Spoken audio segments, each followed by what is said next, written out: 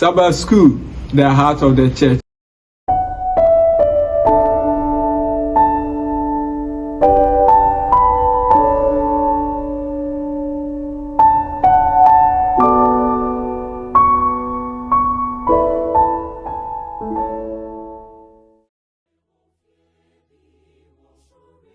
Adonfonom, my engineer who are kwaba, eba the first mission reading, the inside story. I'm an mind, emun semwa etikai ewo kotai. Matuni din say investing in 13th Sabbath. Say yedi in sika she amama emun sem to boy yeje no. Yedi sika shem eno. Mami efro Australia or say who SDA phobia or more no more cake no more say dua vegetables sika omenya no dia ba se mommy emfa nkwaji akra de bia ye ka se mama so se me di sika de akoboa no mo di sika omonya nyina aba ono so ye se obeye bi kan so ototo enuro eboa yarefo na fidi hu se unya sika no de koboa de nipa mebre eba ebeto no afide obai mu toto no bebre ame wiase no onya sika mebre enti kwata bia otimi raise ena sika be 40 million 4,000 Ghana cedis no de aba betum se yemfa nkwaje akra ema onyankopon maami se ye na nije de di kan wo boa ma ayarefo ho atom de toso mienu wo je akra enso ewo baabi enti wo hye yen den se omo ye nyina yemfa ye ho enhyem yemfa onyame adwuma personal onyankopon beboae yankopon moaye onti na mu nkyere emra ye ready suen mu oh Jesus Christ Timothy amen. Nyame ma enenso muma ye mompaye abra ye befree ye na disua asi ye nyankopon ne abankese ene anopai o makoso ada wase ejapa sambre ne yesa besua ho adio ye hrew se oba beka ye ho no ma ye nyansa ne nimdie ye de enkyerɛkyerɛfo ne nso hye wonsa ma ne nimdie ne hunumo de betwere ma yente wase mase pii na yentimi fambobra ye ne atiefo nyina hye wonsa hwehwaye ewo dobakro Yesu dimunti amen. Adonfonom ewo ye nyame mu ma ye nyina ye ho akwaba na masa ma ye nyina ye ho yonkodo ye ra kota foforo mu na kotai de eba besua no ebeye the book of Philippi ngoma no ene the book of Colossians nti be Colossi ngoma ene Philippi ngoma emra etwa mu ide ye hwe Moses ngoma ne ye hwe Moses ho ade ane ye hwe Joshua ho ade kotare de ba be hwe Paul ho ade pa wadi beje enti da fawaso efemie na ye hwe Paul ho enema enti na watwe ye disua ode ebrei no watu ne din se wotai no nanso bonyai no Paul wokọ woyi a no wotai mebre mu nanso okai se onyankopon anyai no eno na ye ba behwe menim se wakọ woyi a no wotai mebre mu nanso Paul ba ba kire ye kwan ani se de yemfa ye ni enhwe saa woyi a no wotai no na ebde anigye sononko na ebebre tinkai bosem no Philippians chapter 4 verse 4 dodo na enim sa Bible verse we o say mama mo ani nye da ebio mesiso say mama mo ani enye da rejoice in the Lord always again I say rejoice homeda da disua no osofo bi a yamfa kwan paso ede ne koto efiase nanso okọ ho enipa a ukohia won ewa fiase ho no emanani je okanyame asem kire wo se sound adwene no ohun se omo bompaye se wakonyamsem kapa no wahu obi a wasesa na adwene na ode ne ho amanyame na wasan akọho ebemfia na bosomi bi achi na still da sukuta ne gidie mu a wo yese pakani a wosen bitumi gu se onyame eye na juma eno ena SD software enya musua na Paul nso enya sa asua hu ni pii enti Paul say menuanom emfa ho ne de betu bia do sɛ wodi Kristo aniwa ɛhwɛ asɛm a wokɔ mu a wobɛhu sɛ ɛyɛ anigyeɛ ɛnko a nti daa moma mo ani ɛnyɛ. Adɔfo nom ɛne Nyame mma, te sɛ deɛ yɛwɔ Kwasiada adesua no so na Paul ɛna ɔfrɛ no ho sɛ ɔyɛ the prisoner of Jesus Christ, ɔyɛ Yesu Kristo dedua. Ade nti na Paul ɛka sɛ ɔyɛ Yesu Kristo dedua na wanka sɛ ebi a meyɛ Caesarea deduani, meyɛ Jerusalem deduani, ebi a meyɛ Philippi deduani. Ɛte sɛ Ghana ɛbɛka sɛ odeduani wɔ hin ofiri ɛsɛ ebi a ofiri Central Prison, ofiri Nsawamo Prison. Paul sɛ hwɛ no obiara mfa ekuro bi anto ne so na mmom obi bɛfrɛ ne prisoner, ɔmfrɛ no prisoner of Jesus Christ, Yesu Kristo deduani. Ade nti na Paul ɔka saa asɛm ɛno. The nti a Paul ɛka saa asɛm no ɛne sɛ Paul hu ne ho sɛ ɛyɛ Kristo ɛna ama na ayɛ deduani, ɛnyɛ Rome na ama na ayɛ deduani, ɛnyɛ obi biara, ɛnyɛ obiara na ama na ayɛ deduani, ɛyɛ Yesu Kristo ɛna ama na ayɛ deduani. Ebi sɛ prison maako enum ɛna ɔtwerɛ krataa ɛho ɔtwerɛ krataa maako dumiɛnsa emu enum books ɔtwerɛ nyinaa 5 of them ne nyinaa ɔtwerɛ firi prison na yɛ nneɛma mebree nti ɔda prison no nneɛma a mfasoɔ a wonyaeɛ no ho sɛ ɛtwa di ampo Nyankopɔn ɛna ama na ba ne saa. Da Kwasiada deɛ beaeɛ a na ɔwɔ yi prison a na ɔwɔ yi deɛ na yɛ a province no governor sɛ Romanfoɔ no mu di wiase so no na baabi a ɔmo di so biara no ɔmo de panipa akɔsi hɔ na ɔmo de sogyafoɔ mebree atwa ne ho ahyia.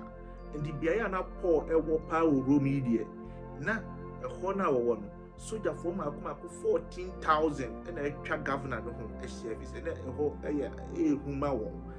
Na beaeɛ pɔtee wɔ fie kɛseɛ no mu a na Paul nso hyɛ no na sogyafoɔ atwa Paul ho ahyia no ɛyɛ almost 24 ɛna na ɛhwɛ Paul so.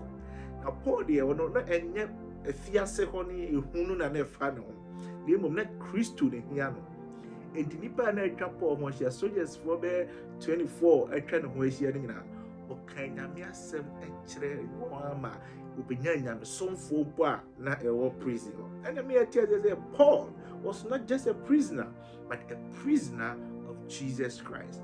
And Paul ɛka sɛ adesoa biara a ɛwɔ Kristo ho biara ne yɛ Nyamesomfoɔ no etwa sɛ yɛn so yɛsoa bi. Said the day Jesus Christ call Amarado and name con nam all those places. No, no, so who is say a chefa na onya. Na addition say the air the cry they say Emra Unyanko person will ye or no Paul this salas if you fear no more no. Soja penny or yes who couldn't home while my young kuno. Kanya me asem kyerɛ no ɛbɔ ne fiefo asu sojafoɔ atwa ne ho ahyia nyinaa ɔkanya me asem kyerɛ wo na sojafoɔ nso na ɛwɔ gate ano nso no ɔmo so nya nya me asem kyɛfa enti oni adisua ne bɛyɛ adwen sɛ Paul was not just a mere prisoner no nya de duani bi saa kɛkɛ na emu no yɛ Yesu Kristo de duani adisua yɛsa afa no wɔ adwada no ɛne Paul in chains. Paul that and conson emu. Adentina additionally ka Paul in chains. Additionally say Paul wakwakoda Macedonia prison pen. Wakwakoda Philippi prison pen. Wakwakoda Jerusalem prison pen. Na nina no na conson egune nanse. Na Paul na nkasa eba be kire ne conson na egune nanse no. Sɛdeɛ na ɛteɛ paa. Watch letter akoma Philemon chapter 10 verse 13 or say or ye a prisoner who was in chains na enkonson and a good na say na Paul to us with chirem say enya sa enkonson we any hia no enkonson no ohu say ɛda so no enye nade enko a konson ɛda ne so ɛyɛ akra ewu a ontumi empue emegye saa akra nti the letter ne ekwa Philemon no pese oyɛ saa adwuma na ontumi enye no mpo ema no mini adofo mesra woni diem sɛ subscribe to your channel we fa message no ema obi foforo bia obi bɛte nsɛm yi bi one line bi ewom ɛmɛma no asesa n'adwene wɔ Nyankopɔn ho ɛbɛtumi de no apue heaven. Daakye bi ɔbɛkyia wo sɛ message na ɛduru me nkyɛn no ɛna maa me hyɛ asɛ sɛ mebɔ bra pa a Nyame dom mo nti me nso mapue heaven ha ebi Nyankopɔn hyɛ wo den. Adesua ne sɛ me nuanom yɛhu mebrɛ wɔ hɔ a yɛnso yɛwɔ nkɔnsɔnkɔnsɔn bi a ɛgu yɛn nan ase. Ebinom ɛyɛ weaknesses ahodoɔ, ebinom yɛ ohia a ɛda yɛ so nkwadaa nsoɔdenfoɔ bi ntimi nyɛ nyamedwuma. Nanso ne nyinaa mu no the chains nkɔnsɔnkɔnsɔn egu Paul n'ase nyinaa no na ɔde yɛ Nyankopɔn adwuma. Adɔfo no yɛbɛtumi ayɛ Nyankopɔn adwuma ɛmfa ho ne nkɔnsɔnkɔnsɔn a egu yɛn nan ɛsoɔ ɛno. Adesua a yɛsan fa no wɔ Benada no ɔsɛ Paul in Philippi. Paul a ɔwɔ Philippi. Adɔfo no ɛne Nyame ma. Philippi deɛ Paul akɔ hɔ pɛn. Na sɛn na ɛhɔ teɛ. Philippi asɔre no Paul ɛna ɛkɔteɛ. Na honhom no ne maa wɔn kwan sɛ wɔnkɔ no nkɔyɛ Nyankopɔn adwuma. Ntu sɛ ofiri Macedonia ana okoduru Troa. Na mo woduru hɔ no okohu Nyamesomfoɔ mebree wɔ hɔ. Na Paul sɛ mom yɛntoa so ne yɛnkɔ. Ɛna honhom no wɔn koduru saa beaeɛ bi a yɛfrɛ hɔ Philippi. Na Philippi deɛ ɛna na yɛ the chief city. Yɛyi Macedonia efiri hɔ a na yɛ the chief city. Na Romanfoɔ bɛfrɛ no the Leus Italicum. Wɔn bɛfrɛ sɛ Italy kuro kɛseɛ baako ani.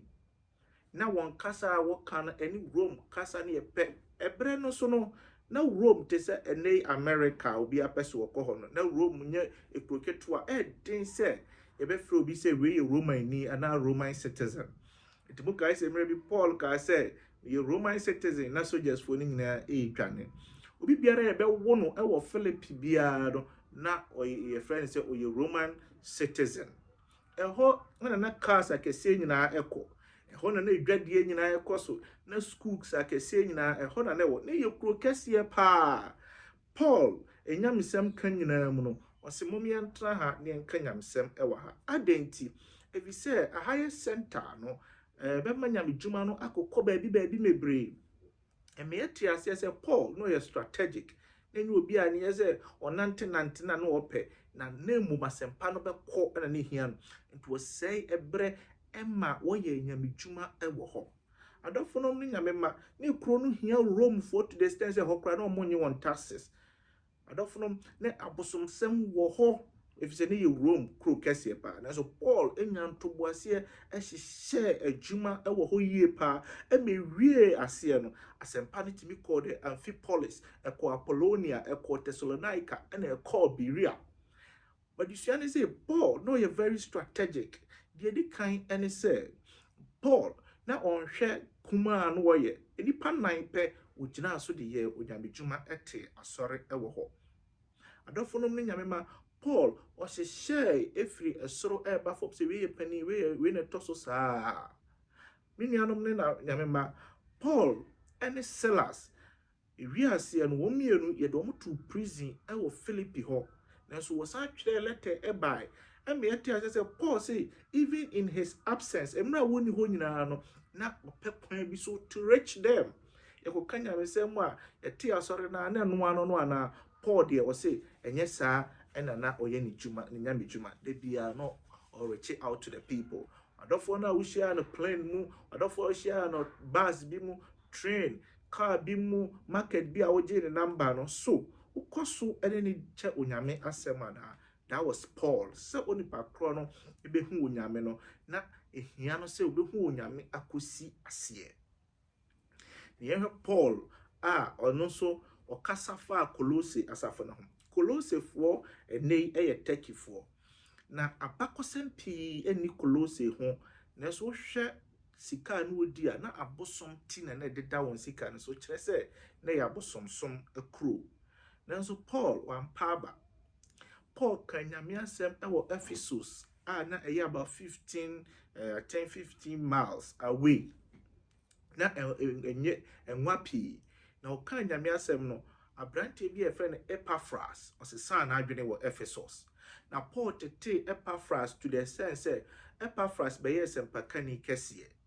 Na Epaphras eba Colossae on the bete sa sorry ne won e me yete as Paul e ne ya ka onye sepa ka ni okasa keke ka oye missionary o tete grofo enso na Epaphras bete asori e wo Colossians no Paul anka se mum ye nyan mo Epaphras so na otwere letter by se me danyame ase se Epaphras e de asafo yinso atim ha na minuanom ohyase etu won fo se omo nso be konson ahodom enso omo ma biara emunabam na Paul frɛ Epaphras se oye his co-worker ono se asempa no oka ho bi na asafo no agina na elko nanim no Paul sa twere letter bra Philemon na ono nso ben ho se menua Philemon ewunua bi a oye aswode mre bi atwam na nei waso nyame dwuma no mu bio ye frɛ no Onesimus de ne ba na ne na tena bi Paul yo bi a no on to nipa entwene oteti wo bibiara e wo nyame dwuma no emu